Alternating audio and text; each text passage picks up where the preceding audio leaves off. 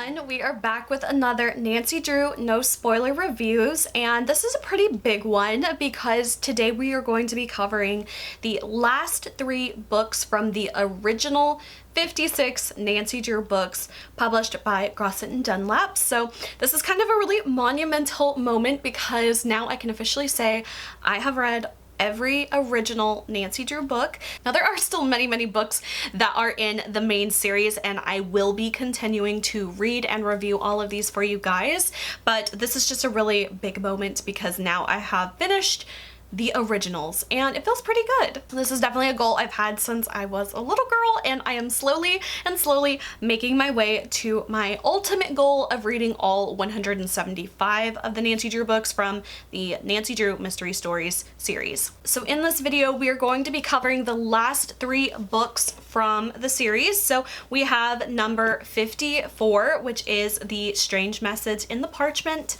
Then we have number 55, Mystery of Crocodile Island. And finally, the last one we have number 56, The 13th Pearl. So I'm going to be going through giving you guys all of my thoughts and opinions on this book in a no spoiler fashion. I will talk about little details that I found funny or interesting or critical of, but I'm not going to be ruining any of the main storyline or spoiling anything for you. And I wanted to mention really quickly, if you are also on the journey of reading all of the Nancy Drew books and you would like a visual way to track your progress of your reading, I do have a poster set of the Nancy Drew, all of 175 of the books, in a poster style that you can put stickers on as you read the books. This has been something that I designed and I really have been loving looking at every time I'm going through, putting a new sticker on when I finish off that book. It's just a really fun visual way to see your progress through the series, because it is a pretty lofty goal, I would say, to want to read all 175 of the books, which I am definitely on my way to reaching that goal. So I do have those available on my Etsy shop for purchase for a physical poster. I think that they're really cute. I am a little bit biased, I did design them myself, but I really love them and they have just been so fun and really motivating for keeping me going on this task. And also, if you like reading the Nancy Drew books and you want to have a fun way to kind of gamify while you read, I also have created a printable version of 32 Nancy Drew bingo cards that are really fun to play along with as you read. I have 32 unique cards and I'm actually going to be adding to it very soon. So there will probably be a volume 2 of bingo cards coming very soon. But these are also really fun if you are also reading the books. There are a lot of kind of themes and plots that you will see kind of recycled over and over, so I thought it would be really fun to make a little bingo card type of game that you can play along as you read. And these are printables, so you can purchase them and download them and print them off, and you can print as many of them as you want. They are also available on my Etsy shop. I will have links to both of those products below. So with all that being said, let's get on to the first book that we're going to be reviewing. Like I said, this is number 54. This is The Strange Message in the Parchment. This one was originally published. Now my book actually says 1974, which I actually don't think is correct, but that is what is shown in the printing of my book. But I'm pretty sure this one was actually published in 1977, so I'm not sure if that was just a mistake in printing or what, but my book says 74, everything else on the internet says 77, so I don't know. So as always, I will start by reading the little synopsis in the front of the book. A sheep farmer receives a mysterious phone call shortly after he buys a series of pictures painted on parchment. Decipher the message in the parchment and right a great wrong, the voice says. Puzzled, the owner asks Nancy to help. With Junie, his daughter, Nancy tracks down a kidnapper and a group of extortionists. Clues weave in and out of several puzzles, 2 of which are linked with Italy. Is there a connection between the message in the parchment and a boy artist on another farm? And who is responsible for the atmosphere of fear in the neighborhood? After several harrowing experiences, Nancy begins to tighten the net around a ruthless villain and calls on the assistance of her friends Ned, Bert, Dave, Bess, and George to bring his nefarious schemes to a dead end. Alright you guys, so you know there are several things that we have been tracking throughout the series, and one of them is the orphan counter. So here is the previous count of orphans we have from the last video, and I am very shocked to say, you guys, we do have an orphan return in this story. I feel like it was so prominent, especially in the beginning of the series, of how often we were having this orphan type of storyline, recycled, repeated, rinsed, repeat all over. And it seems like we finally kind of like hit a little bit of a lull for a while after I feel like it was around book 40. So for the last like 14 books or so, I would say, we have not had a single orphan, partial orphan, suspected orphan, implied orphan, or anything like that, but we actually do have the return of the orphan theme in the story. I will leave it at that. I've decided I will stop saying who the orphan is unless it's absolutely obvious in the story, just in the honor of not spoiling anything. But yes, we do have some form of an orphan in the story. So as far as my bingo, did I bingo? I once again did not bingo, but I got so close several different ways, like I think four different ways. I almost bingoed if I just had one more thing. So really close, near bingo, but we didn't do it on this one. And I have to say, I'm not gonna lie, I kind of think that all the amount of like close near bingos I've gotten really kind of shows that, like, I'm not gonna toot my own horn, but how well designed my bingo cards are, because in bingo, there's a lot of people that get near bingos, but then someone else just beats them to it. So I don't know, I kind of think my near bingos are a good sign. And of course, one of the bingos that I needed really bad in this one was a previously mentioned mystery, which they always do. They always do. There's probably like a handful of books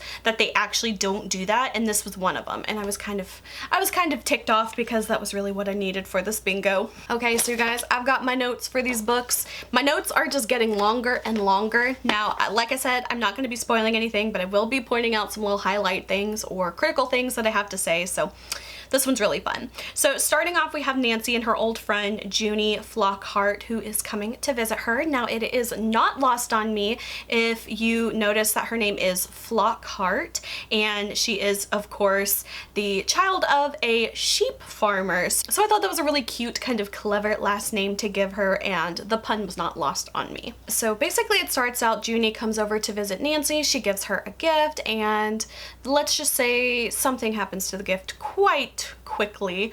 Although I will say, I hate whenever they do this in Nancy Drew books where they have a big bang at the beginning and then it doesn't actually tie into really anything in the story. So I'll leave that where that is. And one thing that became very apparent in the story very early on is that this is kind of one of Nancy's more solo kind of missions.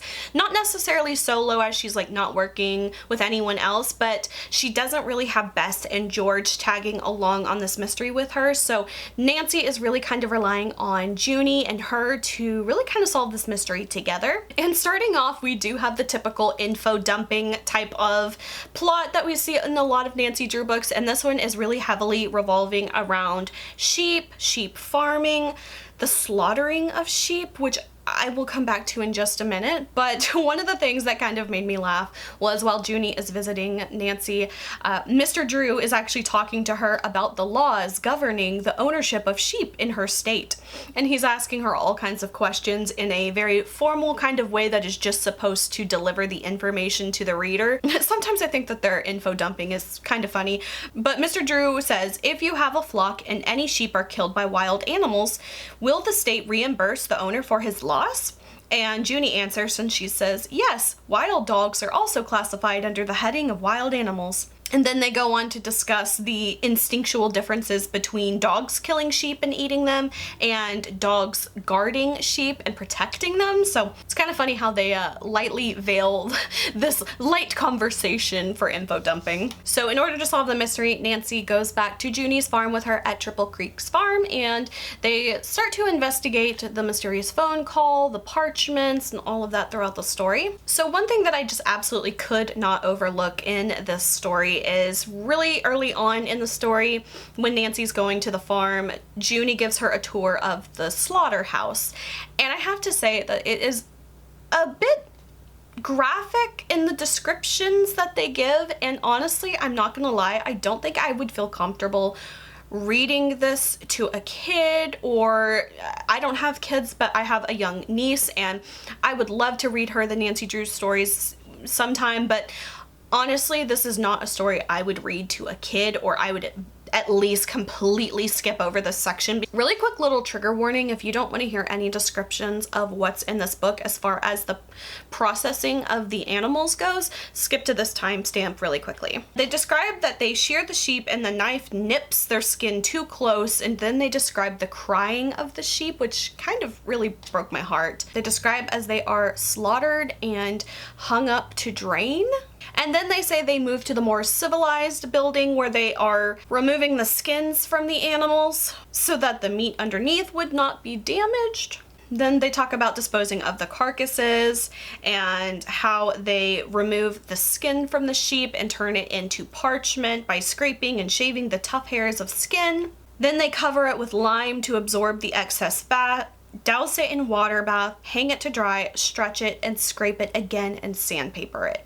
They go into so much detail about the processing of the animals that I just felt was a little heavy-handed for a children's book. And you guys, I'm not a vegan, I'm not a vegetarian, so I know this is a little hypocritical of me, but I just felt like it was a little heavy-handed at the agenda they were kind of pushing. It seemed to be very anti-vegetarianism in this one, and they're constantly bringing up the necessity for slaughterhouse and things like that, which I get, but also it was just too much. It was just too much, you guys. I wouldn't read this to a kid. I wouldn't read this to my niece.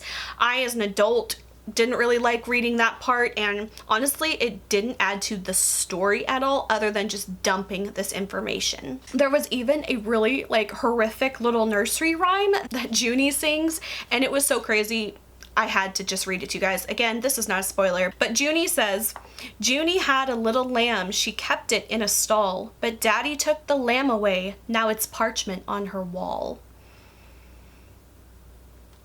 And Nancy's just like, "Oh, nice poem, I like that." And then she responds with her own horrific poem. And Nancy says, "Junie had a little lamb, it really got her goat, when Daddy took the pet away and made her friend a sheepskin coat." Another brief little sad part about the animals, Junie and Nancy are playing with some really cute little baby lambs. And Nancy says, "They are darling. Don't tell me they're likely to be taken away and their skins made into parchment or vellum." And Junie says, "That's for my father to decide. After all, this is his livelihood and business is business." And then through narration, it says that Nancy realizes how necessary the slaughtering of domesticated sheep, cows, goats, and hogs was. Otherwise, the countryside would be overrun with animals. For as long as people want to eat meat, this practice will go on. Which, like I said earlier, yes, obviously I understand that, but it's just so heavy-handed in the story, and it just kind of really turned me off, honestly. So another strange occurrence we have in this book is one of the characters of the book. His name is Ezekiel, but they call him Easy. And Nancy Drew stories typically have a lot of mentions of Nancy going to church, but then they really don't ever, proselytize or anything. But this one just felt very heavy in this book because there is a very religious shepherd in this book. Like I said, his name is Ezekiel, very aptly named, I would say, but he is constantly quoting Bible verses, and we actually have the first time they ever use footnotes in the Nancy Drew mysteries, and he quotes a Bible verse and then they have the scripture number at the bottom of the page, which number one I thought was kind of strange. I think it would have made more sense and would have flown more naturally into the book if they just had him quote the scripture number after he said it rather than putting an actual footnote at the bottom of the page, because they do this probably 5 or 6 times throughout the book, maybe even more, and it just felt very strange, even though Nancy is very obviously a Christian in the series, but it's never so heavily talked about until this book. It is very, very heavy with the biblical scriptures, which just felt very out of place, I would say. We also have Nancy and Junie doing an unfathomable amount of trespassing in this book. I mean, of course, there are a lot of Nancy Drew books that is kind of Nancy's bread and butter, but this one, they just trespass on this guy's farm so many times, it almost makes me side with him, thinking well, I can see why he's really irritated and pissed off at you, Nancy. You climbed his gate 15 times when he told you to leave. So we have another little tease in in this book of an international trip. However, the very strange thing in this one is Nancy is very reluctant. And so one of the characters keeps saying like, oh, well, we need to go here to help solve the mystery. And Nancy's like, nah, you know what? It's too expensive. And what if it's all a waste? And you know, I think we can solve the mystery here. When has Nancy, number one, ever cared about the cost of anything? Number two, ever wondered about like wasting time trying to solve the mystery? In my notes, I wrote, Nancy, girl, you literally flew to France because your neighbor had nightmares about stairs. What do you mean you don't want to waste time going to Italy? Very strange. And I kind of felt like they actually could have made the trip work in the context of the story and it would have worked fine, but they didn't do that. But it was just the way she was kind of him-hawing around the whole subject of, well, we could go, but this and that. And it felt very un-Nancy-like in the story. Also, randomly, the owner of Triple Creek Farm asked Nancy to redesign his logo, which I just thought was random because number one, it's like, okay, Nancy Drew graphic designer on the case, but also it really didn't serve any purpose to the mystery itself, and it was a weird, strange side plot that really did nothing other than just like let Nancy have another moment to shine unrelatably. So I don't know what that was about. That was just a weird, maybe that was just a page filler or something. I have no idea. We had one strange comment that I wanted to point out from a character in the story. I will not name who it is, but basically it's someone who is helping to interpret Italian language, but this person has trouble communicating because of different regional dialects. But later in the story, he makes a comment when he goes back to kind of, I guess, research more of the regional dialects. He specifically says, I particularly worked on those spoken by many peasants over 45 years old living in different areas of the country. And I put, wow, pretty rude and also weird to refer to them as peasants, especially in 1977. Like, did people call people peasants in the 70s? Because that was just so weird. One little tiny detail, again, that I love picking out these little things whenever I catch them, but in number 47, the mysterious mannequin, they made some like little random note that Nancy always carries colored pencils in her purse with her. However, in this mystery, literally just a few mysteries later, Nancy says that she doesn't have any paper or colored pencils with her. And I'm like, well, why are they gonna throw out that little random factoid in book number 47 just to completely contradict it, you know, just a few books later? It was kind of a weird thing to even throw out in the first book anyway, so I was like, what was the point of that? And then just to contradict it. That's the Nancy Drew writing committee for you. Another little random comment that made me laugh. Narration says that George is intrigued by the idea of meeting a real thief face to face. And I put, girl, this is book number 54. You've come face to face with so many thieves before. What do you mean? See, they'll just make like some like little random comments like that that absolutely contradict the entire series. Okay, so overall, on to my rating now, you guys. I gave this 1 star. Honest to God, I gave this 1 star, and the only other story I can think of that I gave 1 star to off the top of my head is book number 7, The Clue in the Diary, and that is just because that one bored me to tears. Now this one I'm giving it a 1 just because the incessant talk of slaughtering animals was just so heavy-handed in the story that I know it wasn't just to teach about slaughterhouses and things like that. Like, there was clearly an agenda that they were trying to push in the story, and without giving away any of the plot line of the story of the book, I will say that there are several very prominent themes going on, and the first one I would say is pro-slaughterhouse, anti-vegetarianism, anti-immigration, anti-labor laws and unions. I mean, you guys, it kind of goes on, and it was really not subtle at all. Not subtle at all. And my thought process behind this was like, okay, well, what if we took this mystery story and we took it off of like a sheep slaughter farm and we put it on like an apple farm? Could the same story have been achieved? And I think it could have absolutely been achieved. I mean, you could have put it like on any other like non-animal product farm. And then I even thought, okay, well, let's give it a little grace and let's say, let's do keep it on a sheep farm. But what if the sheep farm, instead of it being a Parchment vellum farm? What if it was like a wool farm or a yarn farm or something like that? I was like, you know, they could have achieved the same thing, which leads me to believe that that was the whole point of it being a slaughter farm. One thing I always love to do when I finish a Nancy Drew book is I love reading other people's reviews on Goodreads, so this was a really good one that I wanted to point out because I thought it was very funny. And this was from a Goodreads reviewer named Megan, and she put, Nancy Drew and the mystery of the heavy-handed messages about socialism and immigrants, also featuring random Bible quotes and anti-vegetarianism. And that is such a great, concise way to describe this book because she hit the nail on the head. That is absolutely what this book is. Another Goodreads reviewer named Whitney points out the lack of Miranda rights throughout the later Nancy Drew books, which I thought was a really great point because obviously the Miranda rights were instated in like 1966, and Nancy's father is a lawyer, so he would know this. And I guess, you know, just for the sake of kids' books, they don't bother with all that kind of technicality stuff, but they'll tell me how technical it is to fly a plane and stuff like that.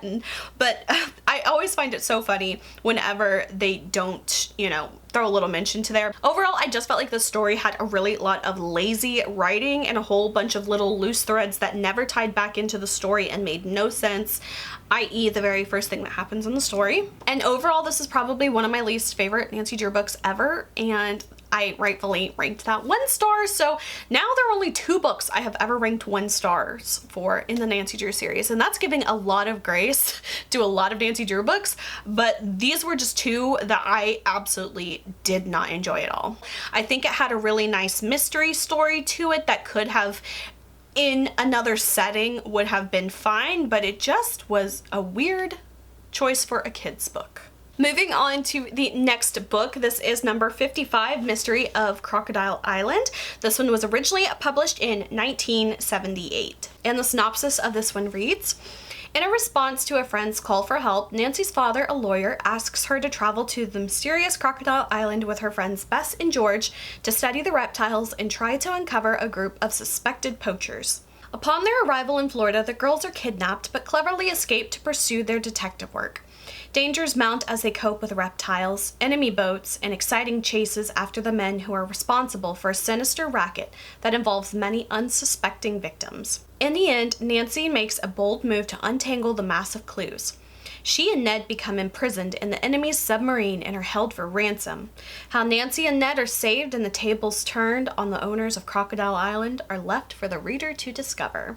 So we do not have an orphan in this story, and as far as my bingo goes, I did not bingo. Once again, near miss bingo. So in this story, we have a very familiar kind of setting. This one gives me very reminiscent vibes of Mystery of the Black Keys because they are also in the Florida Keys, and it also gives me a little bit of similar vibes to Mystery at the Moss Covered Mansion, which is again located in Florida at Cape Canaveral, but this time we are in Key Biscayne.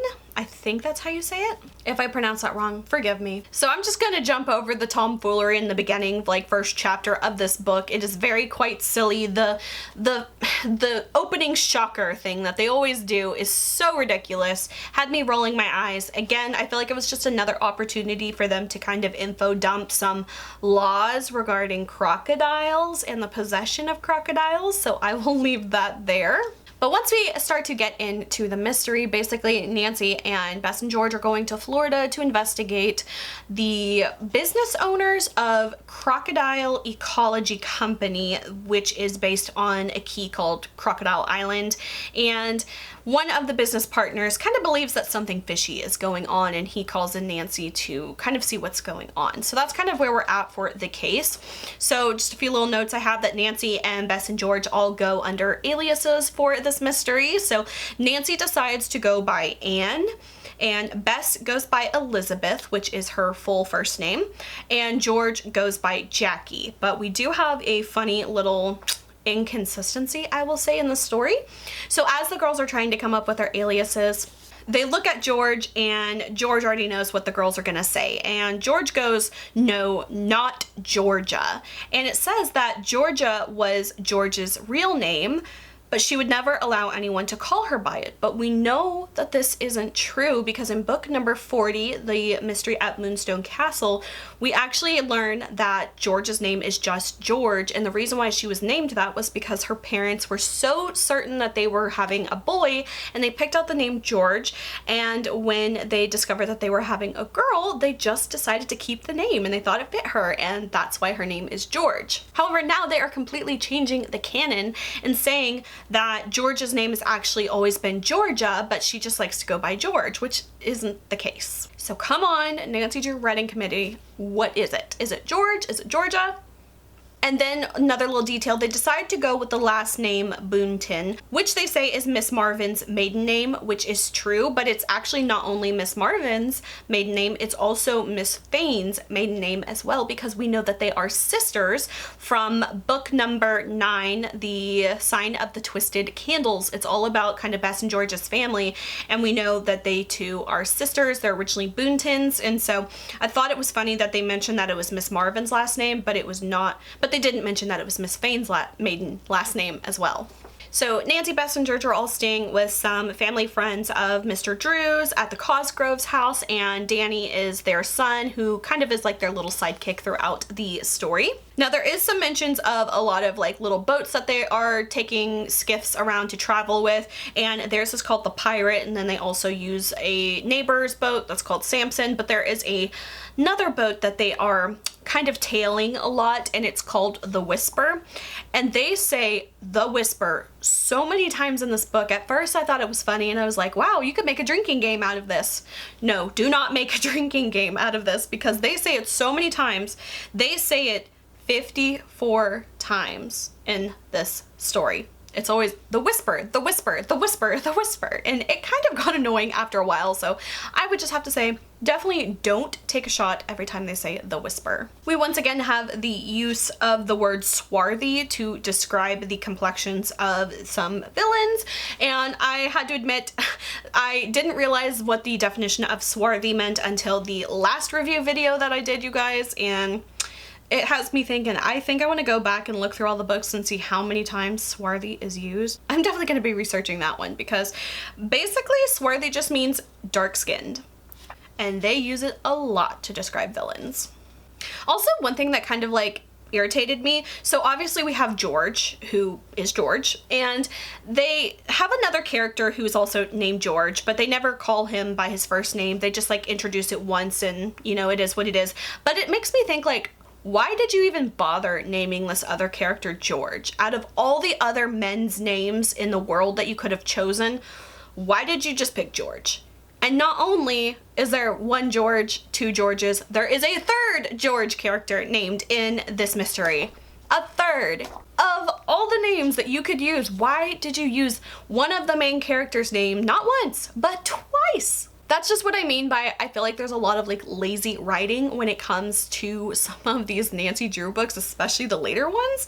Come on, can you not pick another character name? One little funny part that I could not get over is Nancy and the girls and Danny are coming up with a kind of a risky plan to go stake out somewhere on the water at nighttime, and Danny asks his mom for permission, and she basically just says, sounds like a great adventure, don't get caught. And it just like had me thinking like, wow, would I let my 16-year-old son go out with 3 18-year-old girls on a boat in the middle of the night to try to catch some villains? And I just don't feel like I would be that cool of a mom, honestly. I don't think I would. Like, is she not concerned for her son's safety, let alone her guest safety too? There is a funny little scene where the girls are all at the beach, and there is an older, bald-headed, fat gentleman that seems to have a crush on Bess, and he offers her to buy her some ice cream, and she's like, oh, no thanks, I'm on a diet, because she's not really interested in him. And of course, we have George, who's got to get that little fat joke in, and she says, best joke I've heard in years. If he had been young and handsome, Bess would have eaten 3 banana splits. We know, George. We know. Then another little side plot, we have another character at the beach, and she introduces herself as Miss Turnbull. Now, if you remember, this one kind of like made a little ding ding in my head whenever I was reading.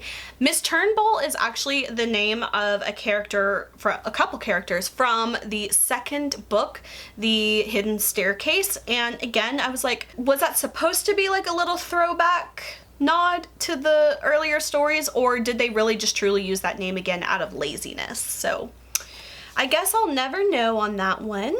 And as always, we have to have a Nancy privilege moment, which always seems to be like her speeding, which is in the case of this one. Now, let me tell you, if you were going 70 in a 55, do you think you would get let off by the cops for no reason? That's Nancy privilege. So I think I'm definitely gonna have to add that to my bingo card revision. There's just so much Nancy privilege throughout the series. It's unbelievable. Just once I want her to get a speeding ticket, like come on. But one thing I really loved about this story, and you guys might remember if you've watched a lot of my review videos, this is something I bring up every once in a while that I wish they would do more in the series. So really quickly, obviously all these books can be read in any order. That's kind of the way the series was kind of planned, that you don't have to read stuff in order for the series to make sense. Each story is kind of its own little individual thing, which I love, and I think that's great. But the one thing I wish they would do, just a little one-liner here or there, is just make like little callbacks to other mysteries. That doesn't really ruin the mystery in any way, obviously, but just kind of those little callbacks, and they actually did it in this book, and I loved it. I can only think of one other time that they did a little callback like that before, and it was in book number 8, and it was referencing back to book number 6, which was The Secret of Redgate Farm, which I loved when they do that kind of stuff. So this time they actually did a callback to book number 15, which was The Haunted Bridge, which is actually one of like my favorite books for some weird reason.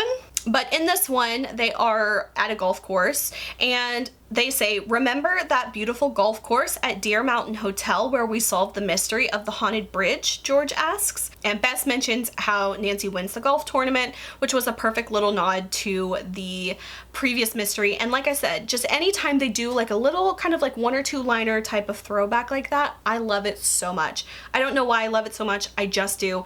And I wish they would have done that more. Like every book, I wish they would have done like a one little call out kind of thing, because then I think it also can kind of pique some interest to other mysteries. If you have not read them in order, it might be like, oh, what was that? I might want to go read that one now. So I just love that. It was a really teeny tiny detail, but I absolutely loved it. And like I was just mentioning how I was talking about the Miranda rights, they actually do that in the story, so I will leave that where that is. But funny how I complain about certain things and then they actually do it the next time. Now I do have to say, I felt like this mystery had way too many villains, which I feel like is another common type of thing. I counted 12 named villains in the story. 12.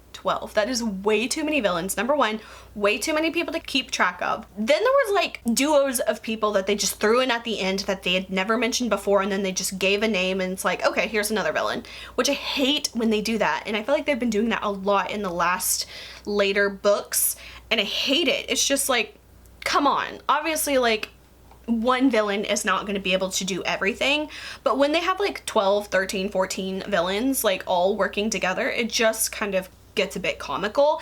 And I think it is also another point of lazy writing. Like, you couldn't even develop the villains that you had enough to weave them into the story in a way for it to be a clever decision of what they're doing and when they're doing it and how they're doing it. Instead, you just come up with another villain on the spot just to serve a purpose. So overall, I did enjoy the mystery though. I really do like the Florida mysteries for some reason. I don't know, I guess I like Florida. But I guess what I really liked about it is just how familiar Florida feels to me. So like, I can really imagine these types of locations that they go to throughout the Florida series. So I do like those quite a bit. Overall, I felt like this one is a little bit more of like a sensational type of mystery, especially with like the ending and things that are going on with it. So in the end, overall, I did like this one. I just felt it was a little bit high on the ridiculous meter, but I feel like a lot of the Nancy Drew books are. Alright guys, and finally we are on to the very last of the original, number 56. This one is called The 13th Pearl, and this one was published in 1979. And the summary for this one reads, Nancy is asked to locate a stolen pearl necklace that is unusual and very valuable. She soon learns that strange and dangerous people are responsible for the theft. They harass her at home and intensify it when she and her father go to Japan, and they finally manage to kidnap Nancy and her friend Ned Nickerson when she returns to River Heights. Through clever sleuthing, Nancy is able to penetrate the rites of an amazing group of pearl worshippers, some of those who are far from devout, and she uncovers underhanded dealings of certain employees of Worldwide Gems Inc., a tremendous international jewelry company. Readers will love accompanying Nancy, disguised as a Japanese girl, in this adventure in Tokyo. So I will say that we do not have any orphans for this story. And as far as my bingo goes, I actually did bingo on this one. I was really glad to finally bingo, because I feel like it's been a little bit since I hit a bingo, but I definitely got one on this one, and I was very close. I was very close to one, two, yeah, I was close to two more. All right, so for the final Nancy Drew book, my notes on these. So this was when I really felt like maybe as a kid I had started reading, but I don't think I finished, because there was a very specific clue that Nancy picks up involving tires that I was like, oh my gosh, have I read this before? But I think maybe I didn't complete the whole book, because that was really the only little flash of detail that I seemed to kind of have some remembrance of. But other than that, it kind of felt like a whole new mystery for me. So first off, one little minor detail that we learned, Mr. Drew's favorite dessert is lemon meringue pie. I just thought that was a little funny one. And I also feel like this is the first time in a long time that they actually like mention Nancy's blue convertible. They used to mention her car like every single mystery, and I feel like the last 20 books they might have only mentioned it like once or twice. Maybe because Nancy like really hasn't been home a lot of the last few mysteries, but when they mentioned it in this one, I was like, oh yeah, I forgot Nancy has a blue convertible, because it had been so long since they'd mentioned it. So in the story, Nancy is going to a jewelry shop to help a new client of Mr. Drew, and his name is Mr. Moto, and he is a Japanese jewelry salesman, and his shop is broken into, but he doesn't want to involve the police. So he pulls in Nancy to try to help solve the case, but just as she gets into it, he mysteriously disappears. Another little random side note, Nancy mentions Togo again, who has a very naughty thing that he does in this story. But one thing I noticed is that they actually describe Togo as a bull terrier, which I know for sure he has not always been a bull terrier. So it's kind of funny that they swap his breed around a bit, because in the beginning he was usually just described as like a terrier.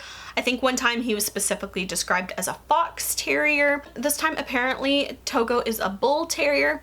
Now, I'm not going to be a bull terrier hater, but those are not my favorite looking dogs. They just kind of look a little silly in my opinion. Sorry if you have a bull terrier. I'm sure they're lovely. I'm sure they're fine, but they're just not the cutest dog in my opinion. Another kind of little thing that I've been tracking, of course, is where is River Heights? And so this time, Mr. Drew makes a comment about when they're trying to find where Mr. Moto has gone since he has disappeared. They kind of do like a quick little search for him, and he calls some airports. And Mr. Drew says that Mr. Moto did not fly out of any coastal airports. So for me, that kind of piqued my interest, because I'm like, oh, okay, so is River Heights supposed to be in New Jersey? Kind of, you know, the two mains that we go between, in my opinion, is like outside of Chicago, somewhere in Illinois, or kind of like the New York, New Jersey type of area. And so this one, with him specifically mentioning the coastal airports, it kind of made me think, well, maybe this is one point for River Heights being more towards the East Coast. So I don't know, that one just kind of piqued my interest. I think we're always just kind of going to go back and forth on where River Heights really is. And it also mentions that Nancy and her father reached the airport in New York on Thursday. However, it didn't mention them like flying to New York. It didn't specifically say that they drove to New York or anything like that. So that was another point leading me towards maybe River Heights is more towards like the New Jersey area, which would be closer to New York, that they would drive to the airport and didn't feel the need to narrate that. So I don't know. Otherwise, I feel like it would definitely be a point that they would mention had they flown to New York. Also, we have another appearance in New York, but they don't mention Aunt Eloise. They always make time for her, so sometimes it's funny whenever they go to New York and they don't mention her at all. Another little fact we learn is that Mr. Drew's middle name is Campbell, so he is Carson Campbell Drew. And thank God Nancy can't speak Japanese, because if she could speak French, English, Spanish, Pennsylvania Dutch, and Japanese, that would just be way too much. Once again, we have a very insensitive type of plot line that we have seen before. Last time it was in The Mystery of the Fire Dragon, where George is dressed up as a Chinese woman, and this time Nancy is dressing up as a Japanese girl. So once again, we have some yellow face going on, which honestly, it really didn't even serve a purpose in the story. So it felt even more gratuitous, in my opinion. Another reoccurring thing that happens quite a bit in this mystery is Nancy keeps getting this threatening encoded message. She gets it probably about 4 or 5 times, and it's pretty much the same message every single time. However, the kind of cleverness and wordplay of the message relies on the reader to understand Japanese. So I felt like it was a weird threat to keep sending, especially if the sender is not Japanese and the receiver is not Japanese. It didn't make a lot of sense. Let's just call it a math equation. And although the first time she receives it, that meaning is obviously explained to Nancy, but it just seemed like a weird thing for the two parties that are not Japanese to send to her. So when Nancy and her father go to Japan, I have to say that really, honestly, looking back on this book, the whole part of the story when she's in Japan is nothing more than just an info dump, travel log. Here's all the high points. We go to Nara Park. We go to the Mikimoto Pearl Farm. She goes to a Japanese wedding. I mean, she does all of these things that only serves the purpose of giving them an opportunity to info dump about Japanese culture and things like that. But they really didn't do very much like investigating on the trip at all. And so I just kind of felt like that was like one of those points of Nancy really like going across the globe to do nothing.